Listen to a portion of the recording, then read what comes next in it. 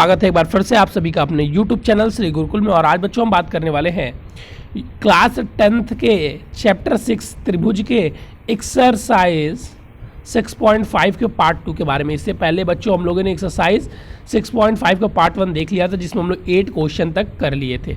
आज हम question number 9 से करेंगे। और मैं बता दूं बच्चों, ये आपके चैप्टर का लास्ट एक्सरसाइज और ये आपके चैप्टर का लास्ट लेक्चर है, क्योंकि इसके बाद से आपका ये चैप्टर त्रिभुज समाप्त हो जाएगा। इसके सारे एक्सरसाइज समाप्त हो जाएंगे। तो ध्यान से देखिएगा बच्चों, इसमें बहुत पाइथागोरस प्रमेय लगाना है। तो सबसे पहले हम क्वेश्चन नंबर 9 को पढ़ते हैं। देखिए क्या कहता है।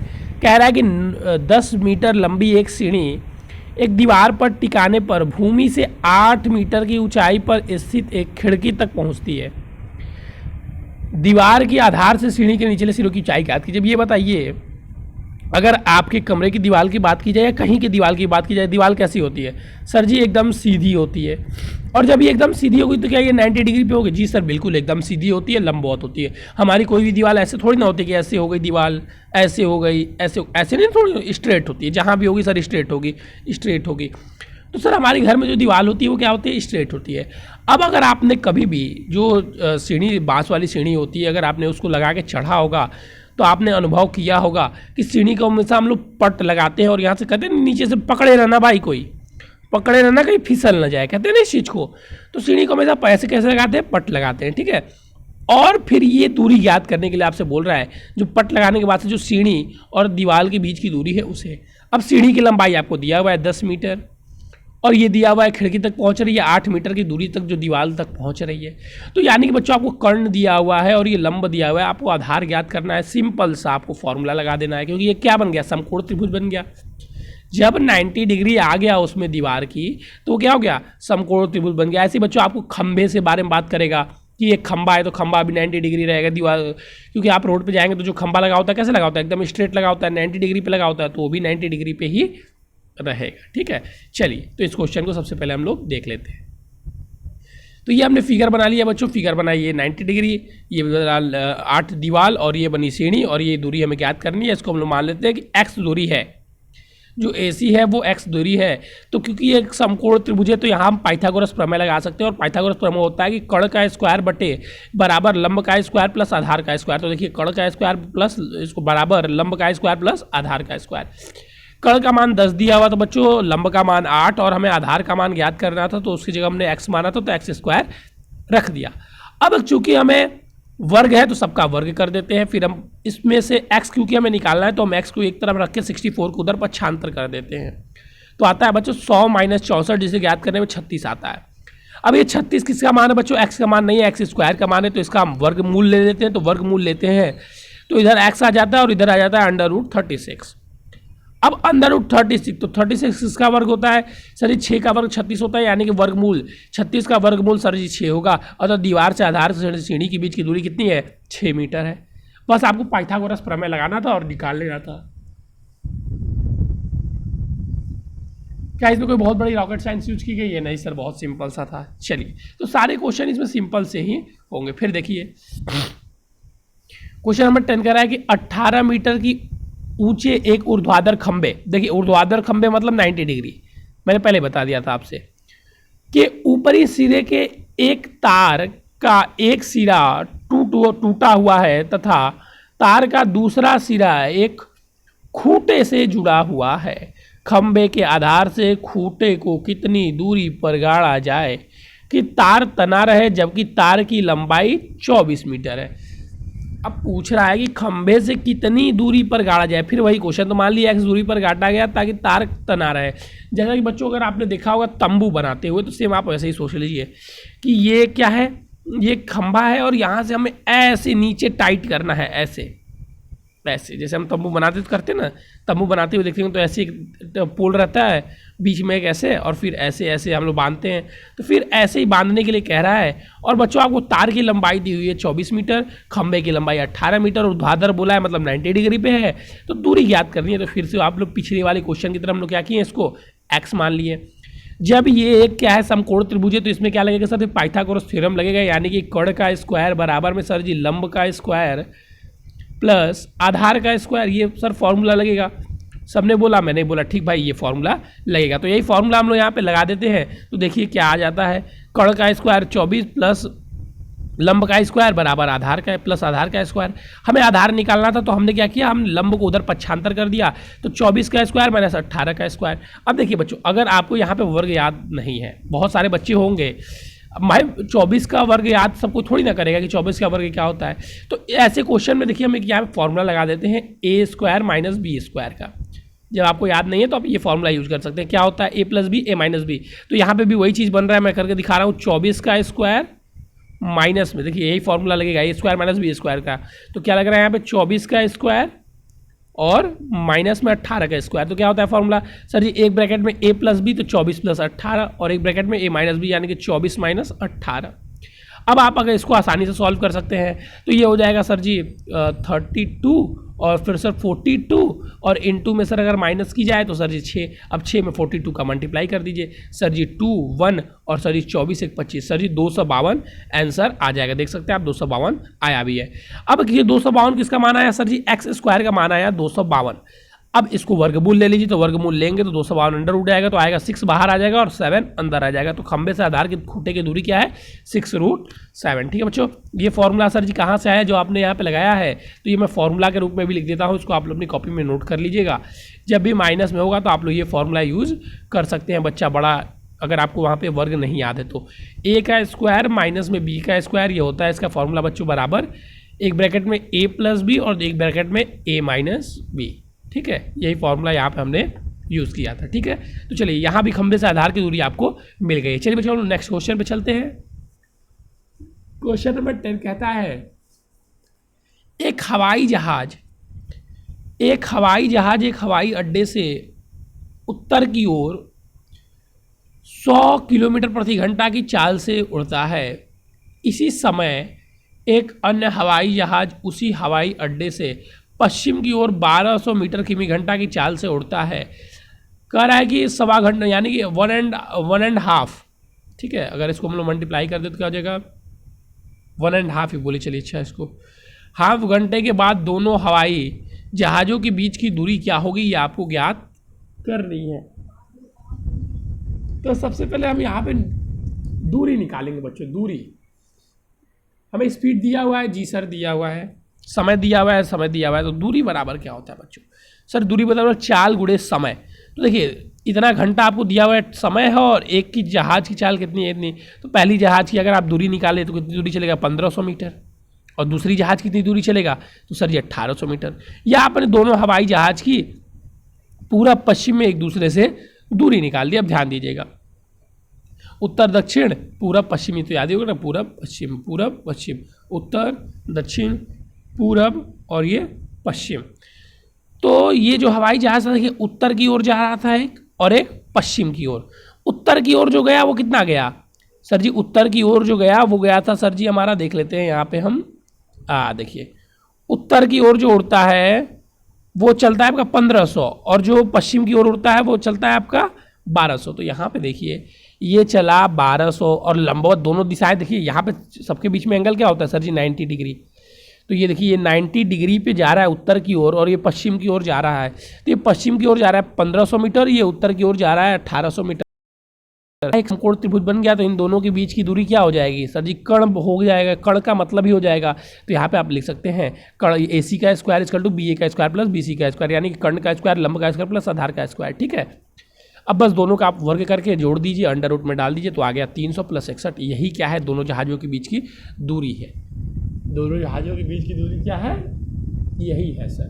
दिशा आपको यहाँ पे पूरब ये होता है सर, पश्चिम ये होता है, उत्तर ये होता है, दक्षिण ये होता है। ठीक है, चलिए नेक्स्ट क्वेश्चन पे अब हम लोग चलते हैं। बात की जाए नेक्स्ट क्वेश्चन की, वो है बच्चों क्वेश्चन नंबर 12। और क्वेश्चन नंबर 12 कह रहा है कि दो खंभे जिनकी ऊंचाई क्रमशः 6 मीटर और 11 मीटर है। दो खंभे हैं, एक की ऊंचाई 6 मीटर है, यहाँ पे तो बना ही हुआ है। देखिए एक की ऊंचाई क्या है, एक की ऊंचाई 6 मीटर है और एक की ऊंचाई क्या है, 11 मीटर है।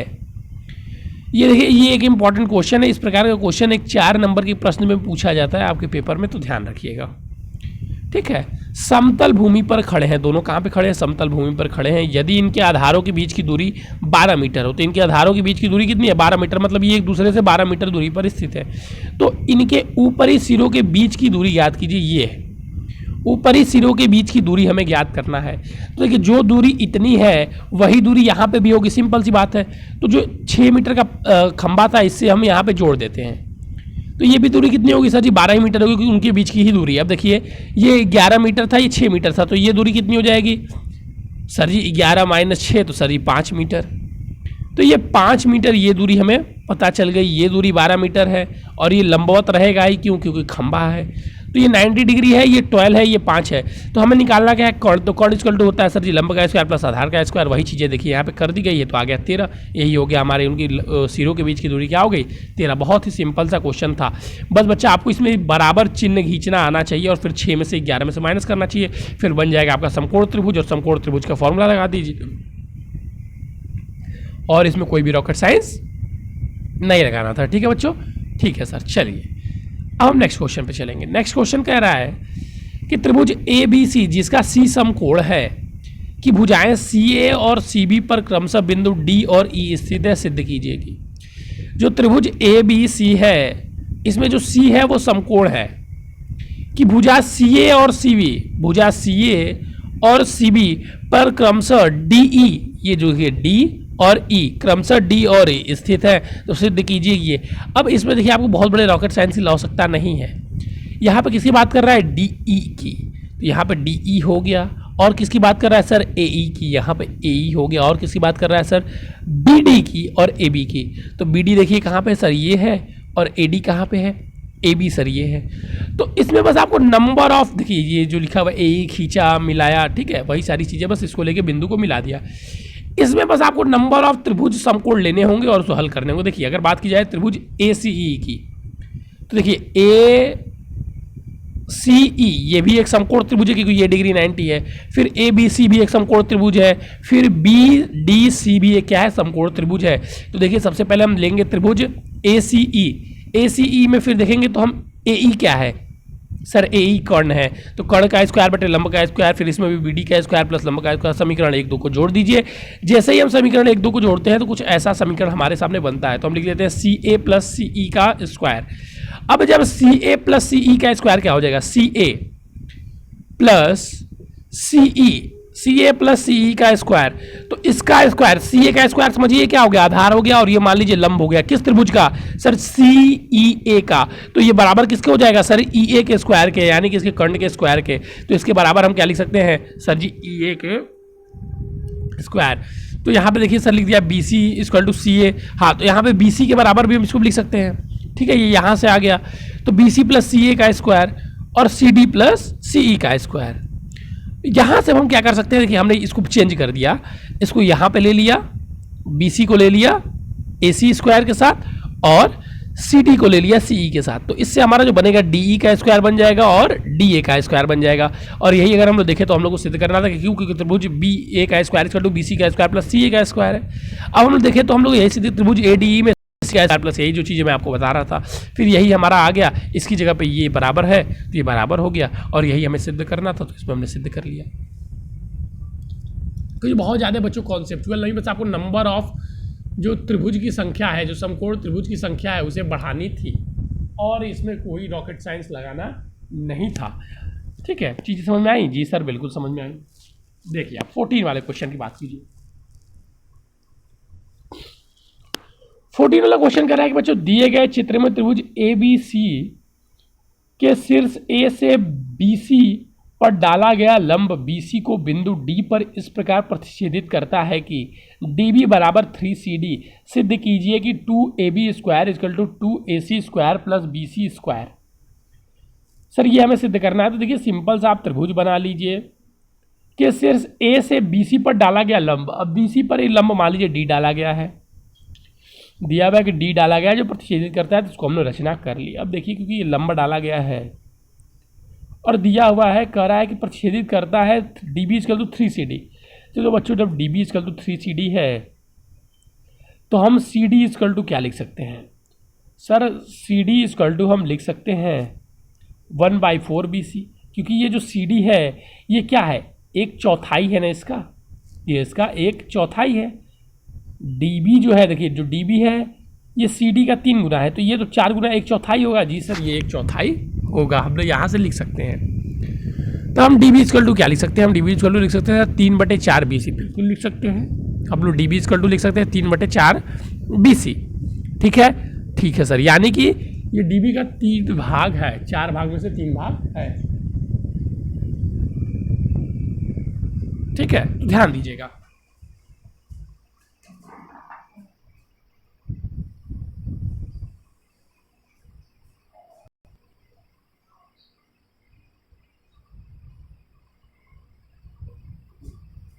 चलिए ध्यान दीजिएगा भाई, तो यहाँ पे ये क्या हो गया, 3/4 हो गया। अब देखेंगे अगर त्रिभुज ए बी डी में ए बी का square equal to D B का स्क्वायर प्लस ए डी का स्क्वायर, भाई समकोण त्रिभुज के नियम से। और त्रिभुज ए सी डी में अगर इसमें बात की जाए फिर ये समकोण है तो ये भी तो सर 90 डिग्री है। जी बिल्कुल, ये भी 90 डिग्री है। तो यहाँ पे देखेंगे आप तो क्या समीकरण बन जाएगा, समीकरण 1 2 को मिलाएंगे तो आप ये चीज़ें बनेंगी। फिर चाहे तो आप उसके बाद से सी डी बी सी का मान रख सकते हैं। जी सर बिल्कुल रख सकते हैं। समीकरण 1 से समीकरण 2 को हम लोगों ने हटा दिया, तो यहाँ से आप चाहे तो इसका मान रख सकते हैं, जो चीज़ हमने यहाँ पे फाइंड किया था, क्योंकि उसी के बराबर है डी बी सी डी के। जी सर बिल्कुल रख सकते हैं। अब इसको माइनस करेंगे तो हम पाएंगे ये चीज़ें आ रही हैं, और फिर जब आप इसको माइनस करेंगे तो पाएंगे 1/2 बी सी स्क्वायर आ रहा है। फिर इसका मल्टीप्लाई कर दीजिए और यही हमें सिद्ध करना था बच्चों। फिर हमने 2 का उधर मल्टीप्लाई कर दिया और यही हमें सिद्ध भी करना था बच्चों। तो इति सिद्धम, ये हमारा क्या हो गया, ये हमारा सिद्ध हो गया। ठीक है, यहाँ तक मुझे नहीं लग रहा है कि किसी को कोई समस्या हुई होगी। बहुत छोटी छोटी चीज़ें हैं। त्रिभुज चैप्टर देखिए जितना देखने में आप लोगों को डरावना लग रहा है, अगर आप लोगों ने मेरी सारी क्लासेस अटेंड की होगी तो इसीलिए मैंने इसके सारे क्वेश्चन भी करवाए हैं। मुझे नहीं लग रहा है किसी बच्चों को यहाँ पे कहीं समस्याएं हुई होंगी। अब बच्चों देखिए, इसमें जो क्वेश्चन नंबर 15 है, जो क्वेश्चन नंबर 16 है, ये आपके होमवर्क में है। अगर आपसे ये नहीं होते तो आप हमसे व्हाट्सएप पे पूछ लीजिएगा, हम आपको ये भी बता देंगे। लेकिन मैंने 2 क्वेश्चन आपको छोड़ा है कि आप ट्राई खुद से करें। चलिए अब बात करते हैं क्वेश्चन नंबर 17 की बच्चों। तो क्वेश्चन नंबर 17 देख लीजिएगा कि त्रिभुज ए बी सी में ए बी बराबर दिया, ये बहुविकल्पीय प्रश्न है। त्रिभुज ए बी सी में ए बी बराबर दिया हुआ है, ए सी बराबर दिया हुआ है और बी सी बराबर दिया हुआ है। तब पूछ रहा है बी कोण बी ज्ञात कीजिए, कोण बी ज्ञात कीजिए। तो जब बी सी बराबर दिया हुआ है आपका, तो पहले हम चेक करते हैं क्या ये समकोण त्रिभुज के नियम का पालन करता है। तो बिल्कुल हम देख रहे हैं यहाँ पे समकोण त्रिभुज के नियम का पालन करता है। अब क्योंकि ये समकोण त्रिभुज के नियम का पालन कर रहा है, तो यहाँ पे बी कोण क्या है, बी कोण समकोण है। बी कोण क्या है, बी कोण समकोण है। यही बस हमसे पूछा था और ये हमने बता दिया। ये हमने पाइथागोरस प्रमेय से लिया और इसको चेक किया क्या ये काम कर रहा है। तो जी बिल्कुल ये काम कर रहा है। ठीक है बच्चों, ठीक है सर। अब देखिए, अब अगर आपको इसमें से कोई भी परेशानी आई हो या जो क्वेश्चन नंबर 15 16 मैंने आपको होमवर्क दिए वो करने में प्रॉब्लम हो रही हो, तो ये बच्चों हमारा व्हाट्सअप नंबर है, नोट कर लीजिएगा। जो नए पुराने बच्चे उनके पास तो होंगे, जो नए बच्चे होंगे वो पहले चैनल को सब्सक्राइब कर लेंगे और तब व्हाट्सअप नंबर नोट करेंगे। ठीक है बच्चों, चैनल को सब्सक्राइब करने से आपको बहुत सारी चीज़ें बिल्कुल फ्री में, बहुत सारी जानकारी आपको एक्टिव रखती है। तो व्हाट्सअप नंबर नोट कर लीजिएगा 9532060199, ये हमारा व्हाट्सअप नंबर है। इससे आपको जो डाउट हुए हो या जो क्वेश्चन नहीं आ रहे हो आप वो भी चाहे तो पूछ सकते हैं। ठीक है बच्चों, चलिए बच्चों आज के बस इतना ही। थैंक यू बच्चों, हैव अ नाइस डे।